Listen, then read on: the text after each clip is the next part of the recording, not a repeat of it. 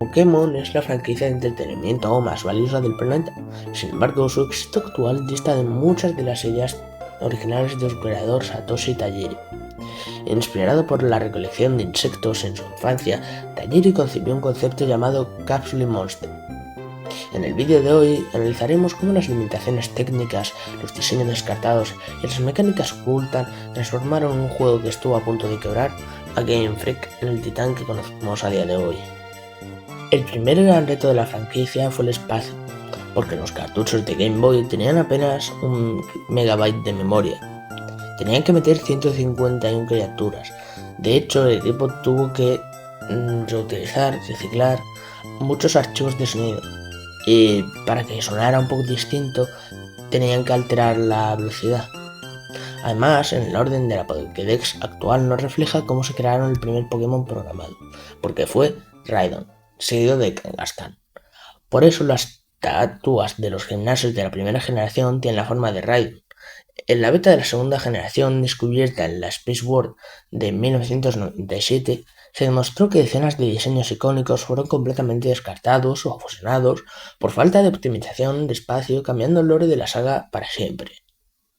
Las limitaciones de la primera generación dieron lugar a errores informáticos que se convirtieron en cultura popular. El más famoso es Missing No.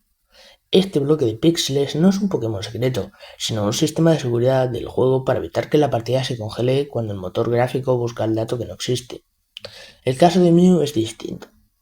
El programador Shigeki Morimoto introdujo Mew en el espacio sobrante del cartucho en el último minuto del desarrollo sin decírselo a Nintendo. El juego se lanzó con 150 Pokémones oficiales, pero el de Mew estaba ahí. Cuando los jugadores descubrieron cómo alterar la memoria de la consola mediante fallos de carga para forzar su aparición, nació el primer gran mito interactivo de la historia de los videojuegos.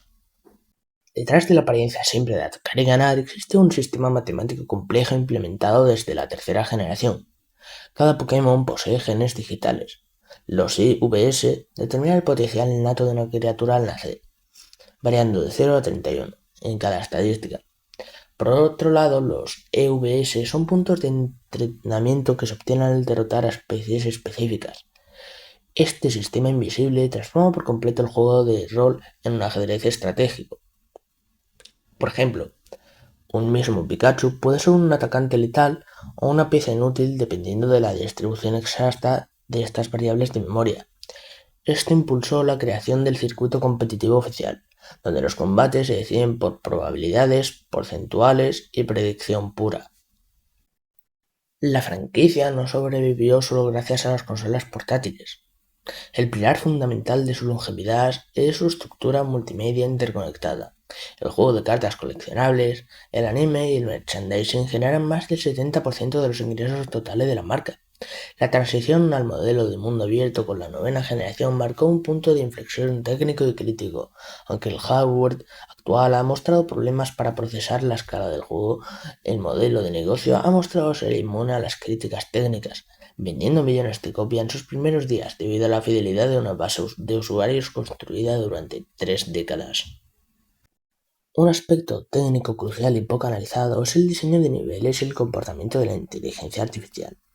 En las primeras generaciones, la exploración estaba limitada por bloqueos de eventos, donde un personaje o obstáculo en el mapa impedía el avance hasta cumplir una condición lineal. Con el paso a entornos tridimensionales, el diseño de rutas tuvo que rediseñarse por completo. La inteligencia artificial de los Pokémon salvajes pasó de ser un generador de encuentros aleatorios basados en un porcentaje de probabilidades en la hierba alta a un ecosistema activo. En las entregas de un mundo abierto, las criaturas interactúan con el clima, huyen si detectan a un jugador o se agrupan en mandas con líderes de nivel superior, replicando un entorno biológico real mediante algoritmos, proximidad y comportamientos autónomos. El juego de cartas coleccionables no es solo un producto de entretenimiento, sino un mercado financiero cerrado con su propia bolsa de valores.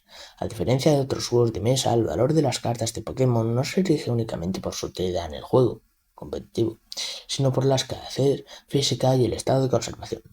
Empresas de certificación como PSA o Beckett dictan el valor de mercado basándose en la centralidad de la impresión, las esquinas y la superficie de la carta.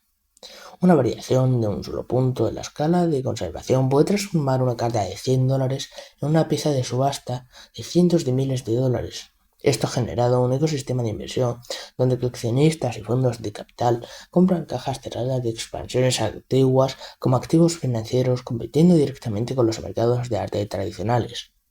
El impacto de la franquicia ha trascendido los canales oficiales a través del fenómeno del ROM hacking. Durante más de 2 décadas, programadores independientes han descompilado el código binario de los cartuchos de Game Boy Advance o Nintendo DS para crear modificaciones completas del juego. Estas herramientas permiten alterar la tabla de tipos, reescribir la historia y aumentar la dificultad de la inteligencia artificial de forma extrema. Este movimiento comunitario no solo ha mantenido vivo el interés por los títulos clásicos, sino que ha servido como escuela de desarrollos de videojuegos. Muchos de los mecánicos que hoy vemos en los juegos oficiales, como el acceso al almacenamiento de Pokémon desde cualquier lugar o mapa, o la aceleración de la velocidad de los combates, fueron implementadas y probadas primero por la comunidad de creadores de fangames años antes de que Game Freak las adaptara formalmente. Pokémon comenzó como un proyecto de nicho que tardó 6 años en desarrollarse y que nadie quería financiar.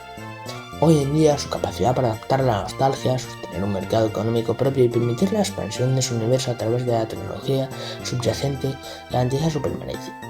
El verdadero secreto de Pokémon no radica en la complejidad de sus gráficos, sino en la solidez de sus mecánicas bases y una estructura multimedia capaz de evolucionar a la par de sus usuarios. Por último, si te ha gustado este vídeo, no olvides suscribirte a mi canal y darle un buen like para mostrarme que te gusta y también para mostrarme tu apoyo. Sin más dilación, nos vemos en el próximo vídeo.